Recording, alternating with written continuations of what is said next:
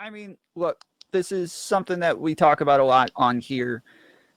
I I feel for the protesters. I don't want people to be violent. I don't want them to destroy property. I think, your right to protect your property is definitely um, a very important right for any free nation.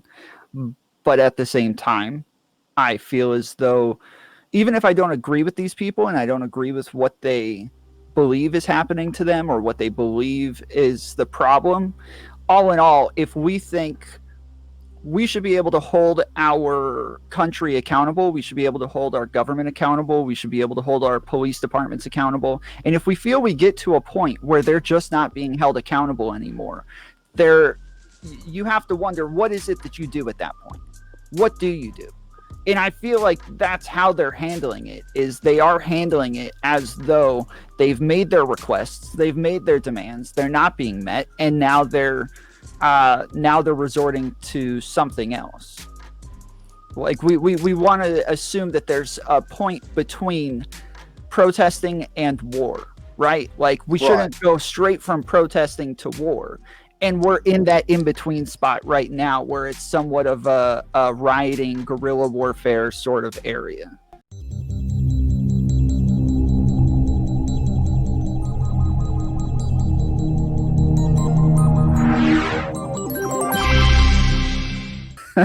For real. Melanie Henry on YouTube. Appreciate you joining us. So I got another guest here. This is Adam. What's going on, Adam? What's going on, buddy? How are you? I'm doing well. I like your background. Thanks, that's pretty cool. Yeah, thank you. I like yours. I appreciate it. I can dig the Yankees. I see hanging up in the back. Yeah. I like that. Looks good. Yeah. So what's going on tonight, man? A lot of stuff going on in our country right now. A lot of stuff. There's I don't know what you've heard. I don't know if you saw what happened in DC over the weekend. Maybe. Yeah, maybe. Well, I mean, a lot of Antifa, a lot of Proud Boys, a lot of chanting going on from both sides, and to me, it sounds like the Patriots have had enough, man. It sounds like they're ready. Not chanting. We can't have that. Right. Well, real quick, you want to introduce yourself to everybody? Tell them who you are, what you do. Yeah, so my name is Adam. I am the host of Freedom Flashpoint, a show on YouTube. We have a show every night that airs on PT News Network. You can check it out at ptnn.tv. You can also find me on YouTube, Facebook, and Twitch at Freedom Flashpoint. Cool. So Freedom Flashpoint. So what happened in DC? Why don't you enlighten us here? So throughout the day on Saturday, I actually streamed most of it on my channel. I streamed for about 14 hours throughout the whole day. I had people all around on the ground that were sending me their feeds of what was actually happening. What we saw in mainstream media was a very minor altercation. I say minor because it was one real incident between Proud Boys and Antifa, where 4 Proud Boys were stabbed by an Antifa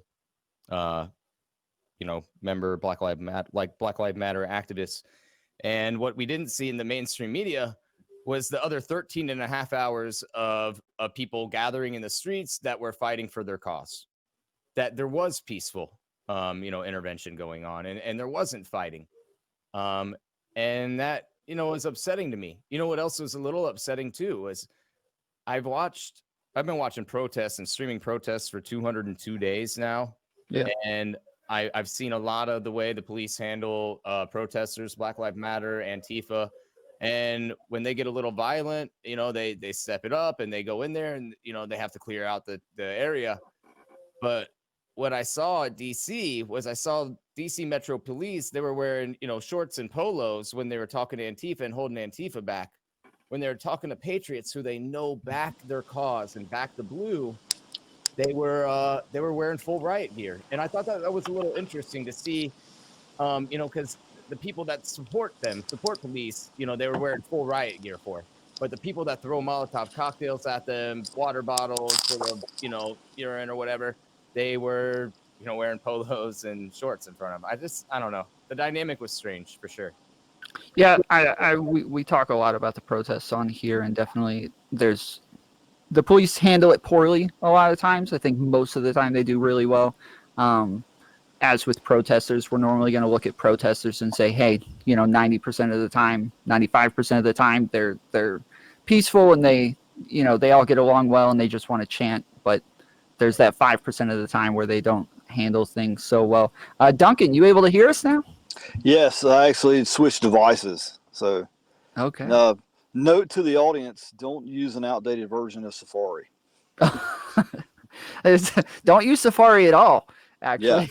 yeah. Well, Move over to Chrome. yeah. I had to jump to an iPad, so I figured it Okay. out though. All right. You had a limited amount of time, so you want to tell us what's the word, Duncan? Uh, yeah, I jumped in. I think I kind of jumped in on your protest conversation here. Uh-huh. Uh, you want to catch me up on that part of it, or? Yeah, sure. Adam was just saying that there were protests in DC. I think Proud Boys and Antifa ended up coming to head. They ended up clashing for a little bit. I'm actually pulling it up as we speak. And I have some clips I can actually send you to, some real, close-ups of kind of what happened. But I mean, if you even you can even check out my channel. I mean, I streamed it all day long. I mean, there was definitely tensions were high, for both sides. I think that it was just an interesting dynamic altogether, man.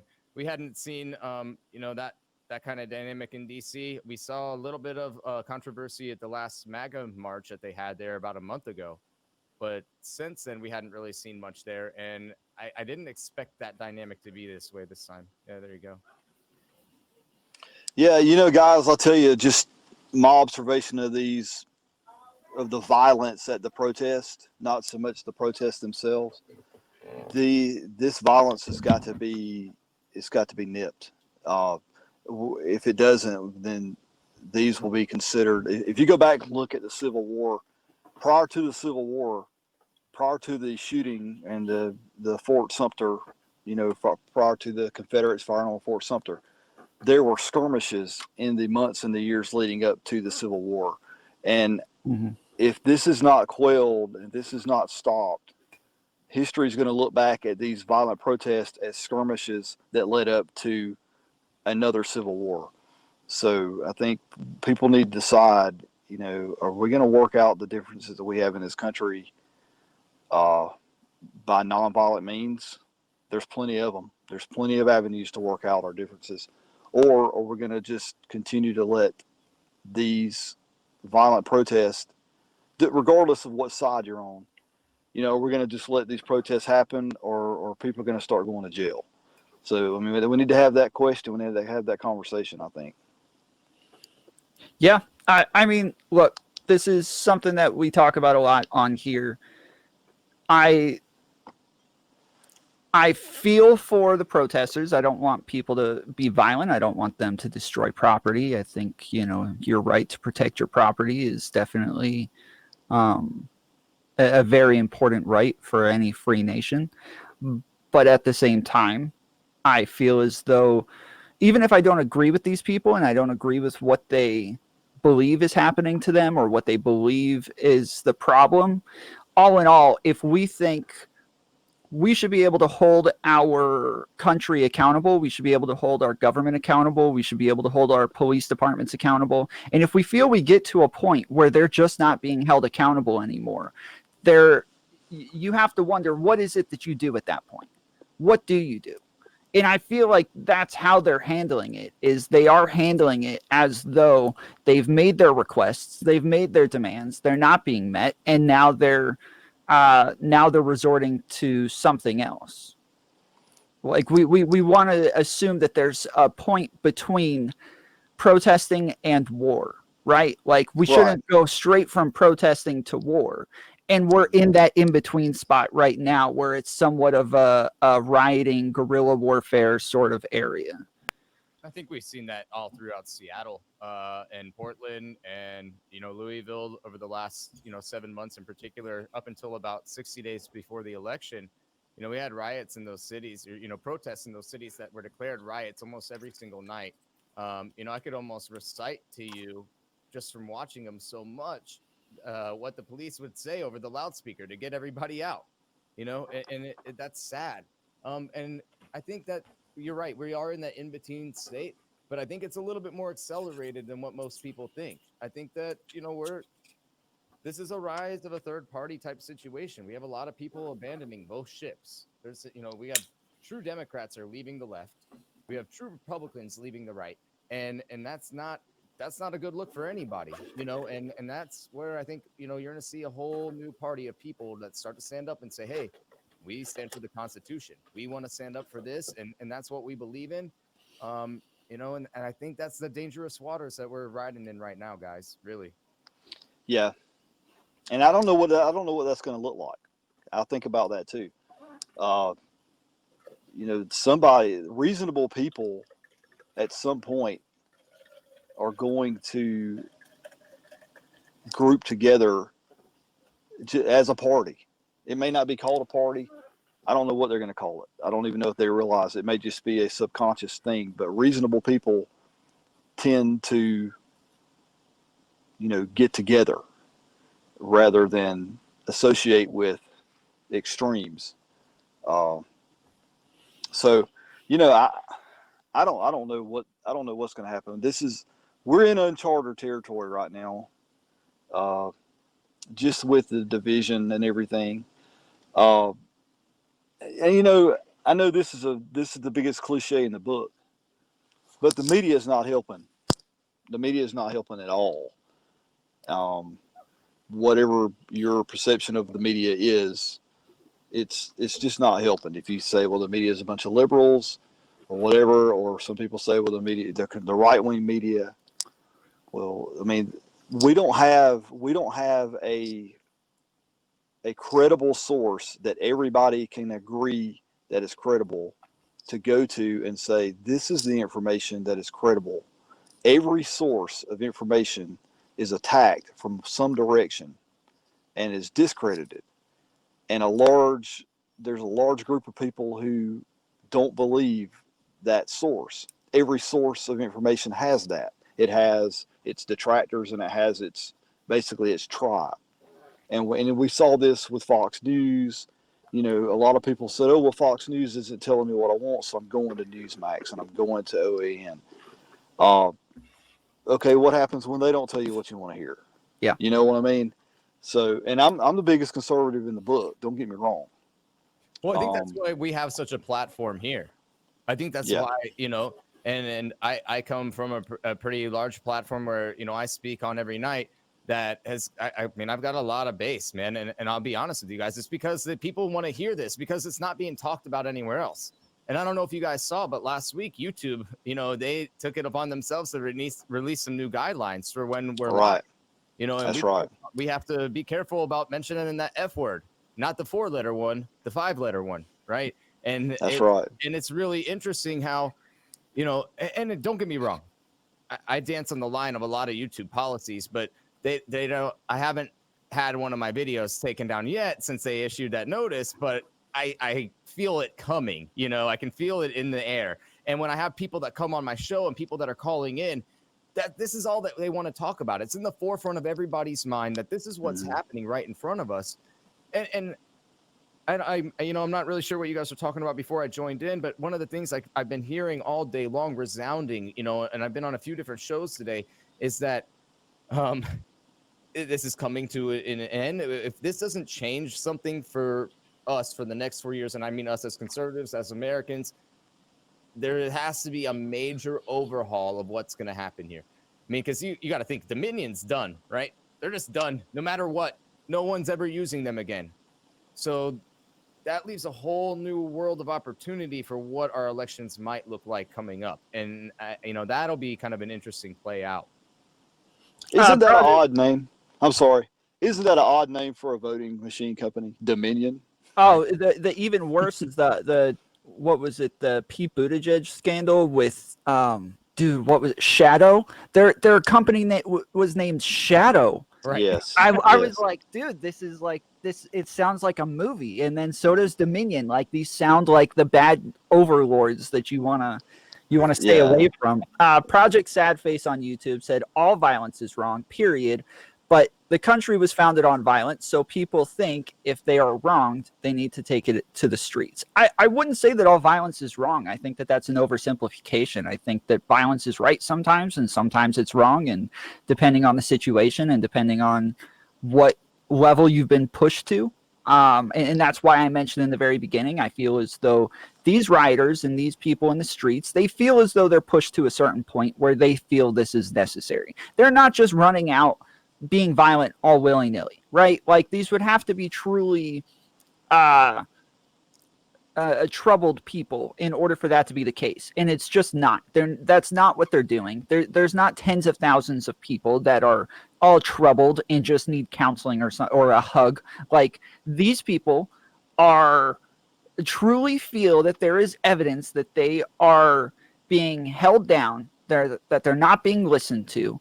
And this is one of the great things about the United States is that we have different states that can have differences in opinions and different laws and different rules. And if these people want to be heard, state legislators are the ones that need to be hearing them. They need to be the ones that are Right. making changes. And if there are conservatives in that area, say Portland or, wants to make a bunch of changes, if all the conservatives want to move out of there, they can move out of there. That's perfectly fine. Go move to Georgia or go move to Texas. Or, I mean, I don't know. Those places are turning blue now as well. But we need you in Georgia. You know? Yeah. If you're Yeah, don't- conservative in Portland and you are looking to get out, I mean, because look at the guys that are out there right now. And I don't know if you know or follow conservative black conservative preacher on YouTube. He's got an awesome channel, and he's out there. He's in Portland. And a friend of mine, I actually met him down at the rally in Valdosta, the Trump rally, just 2 weeks ago on Saturday. And we had a great time together. But he's out there. He's in Portland. We've seen the guy, I can't remember his name off the top of my head, who got his two front teeth knocked out. He's a black gentleman. He was attacked by Black Lives Matter in Portland, Oregon. They knocked his two front teeth out. He set up a GoFundMe page. They took his page down. They took his GoFundMe page down. Why? Because he violated community standards, dude. And Yeah. and I mean, but this is the world that they want us to live in. It's not the world that we live in. This is what the perception is. And what's funny is I was talking to somebody else earlier today, and we were listening to what crazy Kanye West said, and he said, "Hey, it's all about perception." And remember, I wasn't alive to remember, the Reagan presidency, but the perception of what was happening in that presidency was, a really great thing in our country. And that's what we have to get back to right now, is the perception of everything's good. Because when we bring ourselves together, and we saw it after 9/11, our country came back together and we rose. We all rose together. Patriotism was alive again. People loved America. People said USA with pride, right? And that's, I think, the part we have to get back to, because there's 72 million people in this country that don't feel like that. Well, let me get back to the point about the protesters should be talking to their legislatures in their state. I think one of the problems is, again, I go back to the media, and I know I may be oversimplifying it by saying the media, but the protesters aren't hearing from their media outlets that it's the state legislators' responsibility. They're hearing that it's Donald Trump's responsibility. So if police officers are shooting people and they don't think that's right, it's Donald Trump's fault. So we're going to burn down the city. That's just kind of what I see, and that's kind of how the media plays the sides against each other, rather than everybody saying, no, the problem is actually everybody pointing the finger at the government and saying, yeah, this is the problem. The government has figured out, and I think there is a government media complex. They figured out how to divide us and keep us arguing with each other and saying that each side is the problem. But that's just my 2 cents on it. But yeah, you also touched on, what is it called? Section 230? Yeah, Section 230. Section 230. You just touched on that when you talked about the GoFundMe. Yeah. You know, and I tell people this. Now, podcasting is probably one of the last free things out there, independent things out there. People need to learn how to just host their own podcast on a server with the RSS feed, because It's gonna be gone soon. it's Right. going to be gone. Because if they're gonna start censoring us on YouTube, it's just a matter of time before they start coming after our podcast feeds. And if your podcast feed is dependent on some third party to get it out there, you need to be careful. So we have a very diverse audience here. I don't know if you guys can see the chat, but Yeah. we're trying to get as close as we can to 50-50 in like right versus left and stuff like that. I know that some of them seem to find issue with you calling the Proud Boys patriots, or people who are fighting back against the left patriots.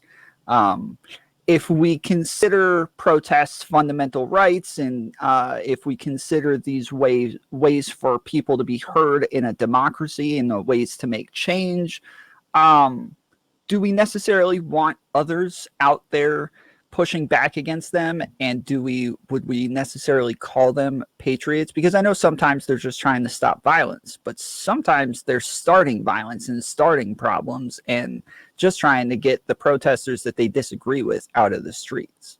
Yeah, and that's a good point. I mean, you're not, what you said, there's not a lot wrong with what you said at all. You're right. And just like anything, you're going to see good and bad on every spectrum. But I can tell you, when I was on the streets, when I was with Proud Boys, there's not a thing of violence. There's not people. This isn't a clan, people. Like, this isn't some sort of thing. These are people that really are just patriots. I mean, and they've identified themselves as being, people that really love their country, and they're going to stand for the Constitution. That's what a lot of them are constitutionalists. They believe that, the people are here, and we have the right to take our government back if we believe it's gotten too out of control. Do I think that we need to do that? No. But I think that something has to change big time in our country. And I think the one thing that people can come together on, both party, whether you're left or right, and this is the scariest part, this is the part they don't want us to come together on, because it puts them all out of a job, is term limits in Congress. If we can establish term limits, because I think everyone can agree that's around our age, right? That why are there people that are 70 years old up there deciding about what's the future for my kids or your kids, right?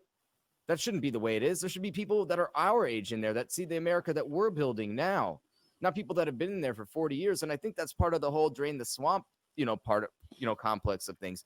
And that's what, when I say patriots, that's who I'm talking about. The people that want to take the swamp back out of our government and bring it back to life. There's a lot of staleness. I mean, and we see, you see it right now. Antifa's and Black Lives Matter basically said, hey, we don't care about Biden. We don't care about, Kamala. We also, F Trump and, him and anything that has to do with him. So they're kind of already pushing for that outside the box thinking as far as parties go. So that's why I say, really, after this past election, our party system's broken. A lot of Republicans aren't identifying as Republicans anymore. They're conservatives, or quote unquote, what they're calling the We the People or Patriot Party, right? That's me. I'm what you would call a rhino. Yeah. So I mean, and I don't even know what I am anymore, dude. Like, I'll be honest with you. I see the people that I put into office making decisions that I don't agree with, and we have to remember one thing: government officials are supposed to obey their constituents. Now, and there's a two-sided thing of that, right? Like, let's say you go in there with the idea that you, what's something controversial that I can think of? Let's just say legalize marijuana, for example, right? And you want to do that as a Democrat. That's a pretty Democrat thing to push for right now. So they're going to go in there and I'm going to push for that. Well, if my constituents say, no, we don't want you to do that, then that official should say, hey, okay, we're not going to push for this. And that's okay. And it's not pandering at that point, because it's just listening to your constituency. It's what you're supposed to do. Sometimes I think that there have been a lot of situations where brave legislators have had to overrule their own people in order for us to progress. So, especially with things like slavery, Jim Crow laws, gay marriage laws. Like, there's been lots of times where the majority of the country still. A very important thing, gay marriage. Why is the government involved in the entity of marriage? Right. Well, So one of the things that makes a great country is having a good man. I don't know why I'm blanking on. It's a really simple word. Like you need to communicate in order, right? They need to make sure that businesses are able to run. They need to make sure that we're able to make money. Okay. In order to make money, we need to have a lot of people. The more people we have, the more workers we have, the better it is. Okay. One of the things that you want to do is make sure that you incentivize people having children. You want to incentivize marriage. You want to incentivize child rearing families. You want to incentivize these things in order to have a successful country. And in order to do that, in order to be able to incentivize these things, you need to be able to give tax cuts. You need to be able to give insurance cuts. You need to be able to give all sorts of incentives to these people, financial incentives to get them to have more and more kids and to be able to support families well. And I think that's an important thing in our country. I think it's good that our government not only incentivizes having kids, but incentivizes the nuclear family, incentivizes marriage and people staying together and having a father and a mother in the house. Like, I think it's important for our government to support these things, and if they're going to support these things, then the government is now in marriage, and now they have to make rulings on things like gay marriage or or trans marriage or whatever else you want to throw in there. So but it shows you how complex of a thing that it could be. I mean, that in just how it affects different people. I mean, to me personally, as a conservative, I don't care if you are whatever you identify as. If you want to get married, that does not bother me. And a lot of conservatives feel differently about that. But that, I think, is what's different about this new emergence of patriots, or whatever you want to call them, this third party individuals that couldn't align with libertarians, because even the last year for libertarians have been a little off base. And so you're kind of lost. You don't know what party to identify with, right? It's I know what I believe in, and but I don't care if you want to marry whatever you want to marry. I think that's okay. I think that if you want to have kids with that person, that's okay. That's all on you. As long as you pay taxes, I'm okay with it. Yeah. And we all share our equal right to pay taxes, and then whatever the government doesn't spend and we can get back by having an extra kid or whatever, great. And I like that. I like that they give us a little money back to pay for stuff. It helps. I've had this conversation a bunch with a lot of other people on here. I don't really care if you pay taxes or not. Like, as long as you're an American or you're an American citizen or you live here and have to deal with the consequences of our laws one way or the other, I feel as though you should have a voice. I feel as though we should listen to you. I feel as though you're just as important as anybody else. It just so happens some of us pay taxes. Some of us pay a lot of freaking taxes. I think Right. I think 1/3 of my paychecks go to the government right now. So it's and it's not even all taxes really, as much as it is Social Security and Medicare. Those things take out a big chunk too. And for guys, those are still taxes. Right? Yeah. I mean, well, money that we're never gonna see no matter what, right? And that's for sure. And I think that's another scary thing to think about, is that I don't know about you. I've been working for 20 years, and I've been paying into the Social Security for 20 years. I doubt that I'll see half the money I put into there. And that's not why it was designed. And we have a lot of programs like that in our country that need to be fixed. And those were the issues that we had politicians that ran on in the 90s. That's what they talked a lot about, was fixing Social Security, right? I remember Bill Clinton said that we need to fix Social Security. We need to fix Social Security. I can't do a good Clinton impression, but that's what he said. And still, as broken as it ever was 24 years ago. Well, both Biden and Trump have talked about getting rid of Social Security. So that's a good idea. I mean, there's implications for it, obviously. How is it a good idea? You literally just said that you're worried that you're paying into a system that you're never going to benefit from. You're never going to see that money, but they're going to get rid of it after we've already put all this money into it. But if it gets rid of it now and I don't have to pay any more into it, I can put my losses. I got my losses now. Because 20 years ago till 40 years ago, my income was very, very low. So I didn't, in the scheme of things, now what I'm paying into it versus what I paid into it 10 years ago are vastly different numbers. There's an extra digit there, I think. And, that's what's, so I'd be willing, though, at 35 years old to cut my losses and say, all right, you can keep everything I put into it. I don't need $1 out of it. Just don't make me pay any more into it, All right. Well, I don't know how much time you have to hang out with us tonight. We would normally stream for a couple hours. I have a few more minutes to hang out with you. But then I got to run. I've got another show that I'm actually going to be on at 10 p.m. Okay. But man, it's I love being on a show and just opening the dialogue. This is what's important about having your platform, is that we get together and we share ideas and we call each other out, right? Because if we're not calling each other out, then we really can't open the dialogue up. Yep. Well, I know right now, especially as divisive as everything is, the new like punk rock is to be a centrist. Like that's the cool thing right now. And so everybody wants to call themselves a centrist because they just think they're open-minded. They think that they're available to all ideas. I truly am a centrist. Like I am as center as you can get. I'm in support of Black Lives Matter. I would call myself Antifa. I'm also a conservative. I've always voted for Republicans my entire life. I just voted for Joe Biden just because I don't like Trump that much. I'm somebody who is truly a centrist. Like it is my ideals, my values are all